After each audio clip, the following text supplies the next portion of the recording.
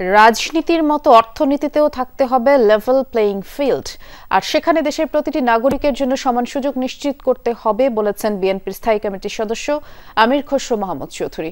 সকালে ময়মনসিংহে সিলভার ক্যাসেলে বাণিজ্য বিনিয়োগ সম্ভাবনা নিয়ে বিভাগীয় ব্যবসায়ী সম্মেলনে অংশ নেন তিনি। বলেন, আগামীতে বিএনপি সরকার গঠন করলে ব্যবসায়ীদের হাত ধরেই বাংলাদেশকে গড়ে তোলা হবে। ব্যবসা বাণিজ্য পরিচালনায় আমলাতান্ত্রিক জটিলতা দূর করা হবে, সেই লক্ষ্যে প্রয়োজনীয় সব আইন সংস্কারও করা হবে। আরো বলেন, বিগত দিনে অর্থনীতি তুলে দেওয়া হয়েছিল লুটেরাদের হাতে। সম্মেলনের বিভাগের বিভিন্ন জেলার ব্যবসায়ী সংগঠনের নেতারা অংশ নেন। আমরা যেটা দেখছি বিগত ১.৫ শতকে, সেটা জনগণ থেকে কেড়ে নিয়ে কিছু লুটেরাদের হাতে তুলে দিয়েছে অর্থনীতি।